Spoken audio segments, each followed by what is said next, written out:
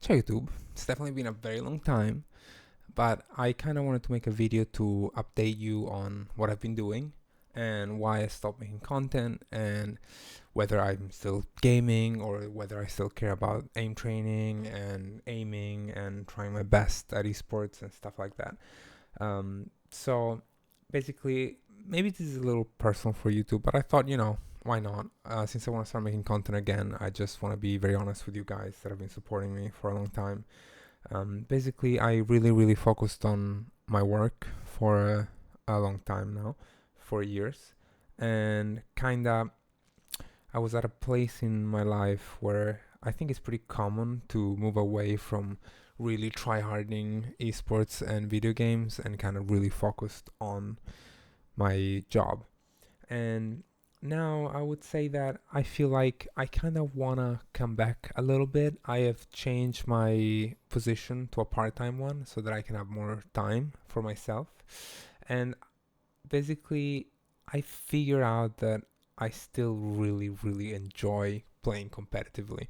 So I have been playing a lot of Counter Strike and honestly a lot of aim training and a lot of like any FPS I can get my hands on basically, and that kind of sparked my passion for this whole thing tenfold. Like I've been buying new mice again, I've been buying new mouse pads again. My brain has been like super focused on things like what's the best sensitivity and how to best train, and especially for Counter Strike. There's been a lot of like, how do you become more consistent? These are videos that I've kind of made before, but I feel like I've never fully fleshed them out. Also, some more things that I've always wanted to flesh out, I never really did before I stopped making content. But maybe some of you saw me on Twitter arguing with people about it. Is I think there's a lot of very bad misconceptions on some of the technology, especially when it comes to mice, DPI, polling rate. And I feel like there's a lot of bad, I wouldn't even say bad takes, actual like wrong information that is, I don't even know where it originates, but someone repeats it so confidently that everyone starts believing it to be true. And if you try to argue with the status quo, for example, for DPI, I really do believe that there's a couple videos out there that are super popular that people keep citing where the testing methodology, especially when it comes to DPI as it relates to latency, were completely either, I don't know if the creators did it willingly or not, but they were misrepresented and latency is being used very loosely. So I have a lot of like, the more I play, the more I game, and I've been playing a lot on especially Counter Strike. I'm doing Face It every day. I went from my original like base level 10 because I never played to like 2.6k elo, and I'm still climbing. But the more I play, the more I can stop myself from thinking about these things. And if I'm thinking about these things, then I thought, why not make content again? Like it's fun. I always really enjoyed streaming and making videos. I have so many mousepads and mice and opinions and things to try that I never got to doing because I kind of pivoted to being super focused on my job, that I was just like, you know what? Let's do it. I want to come back. I'm making this video to kind of like give you an idea of the things that I want to work on, and to let you know that I am going to be trying to post videos. I have previously, I think, publicly committed to like creating content again, and then I haven't.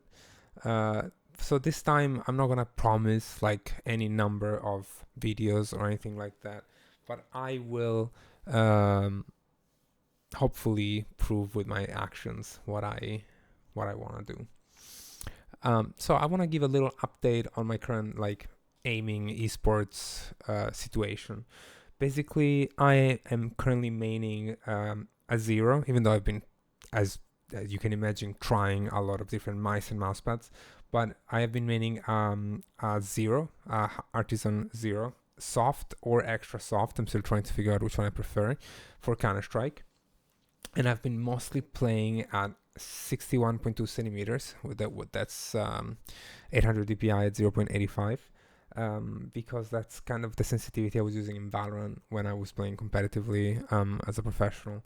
And I've been experimenting with higher sensitivities and kind of like exploring, a lot of the pro players like Donk and analyzing their aim and trying to figure out if something new has been, let's say, has become the norm in the pro world when it comes to Counter-Strike. And so I've been kind of like really grinding a lot and trying to check my stats on Leadify and making sure that I am, constantly improving. As a goal from that point of view, I want to get to at least 3.5k elo on Faceit. I'm still like 60% win rate, so as long as I keep playing, I should get there eventually, I think. And so that's my goal for Counter-Strike. I've also been trying to find some other games to play, because I love Counter-Strike, but just playing like Faceit all day when I have free days, which is often now that I'm part-time, is a little annoying. Apart from playing Counter-Strike, I've been kind of really, really, really starting a lot of like mini side projects, especially when it comes to stuff like analyzing your mouse. For example, another misconception, and I'm sure some of you will already feel like, what? Like, what are you talking about? There's a very popular take that says that you need to use high DPI to saturate your polling rate. This sentence is just repeated infinitely by people that don't understand what that means. So they just say like, oh, well, really you should use the highest DPI you possibly can, especially if you use high hertz, because you want to saturate your polling rate. And that is a complete misunderstanding of what polling rate even is, and literally makes no sense.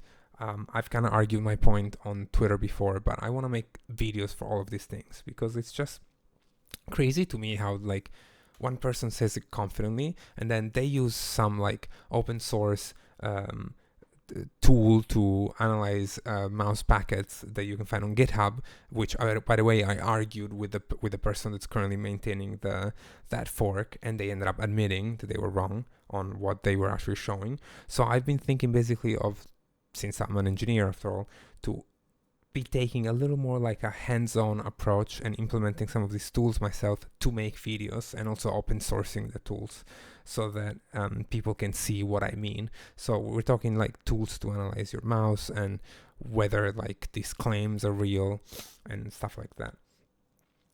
Also, I kind of took an interest in electronics, like, ESP32, Arduino, that type of stuff, and I have a 3D printer.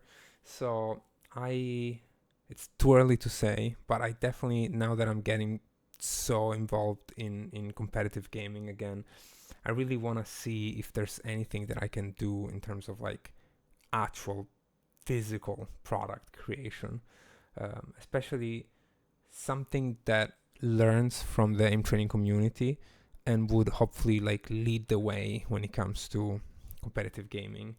Not just because, as you know, like some of the pros from some games are kind of stuck in their ways. They also don't want to change a formula that works for them.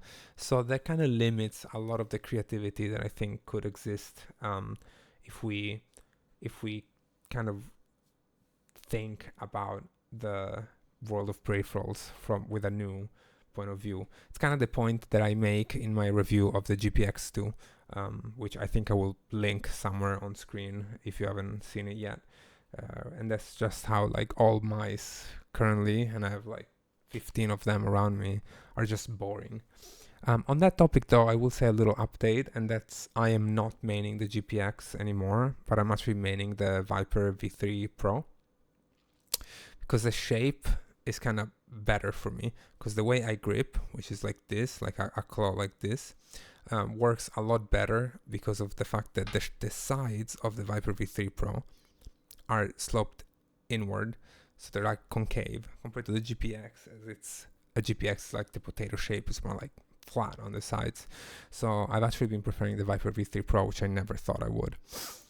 And that's kind of the update on what I've been doing and what I want to do next.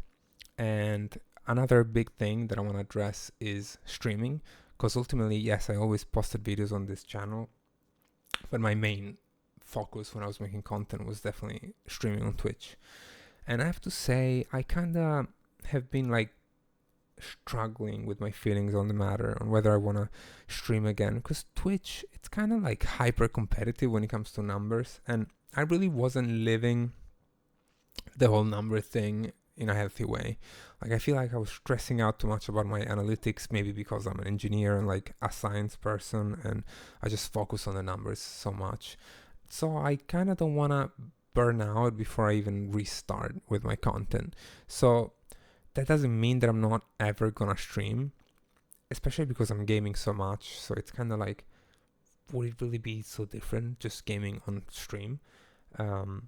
So I will leave that on, let's say, undefined. Apart from that, just to give you an update on my life, the last few videos that you guys might have seen on my channel were from my cars. I don't know if I will do that type of video anymore because I'm not really driving to the gym in the morning anymore. So the slot that I was using for that is gone.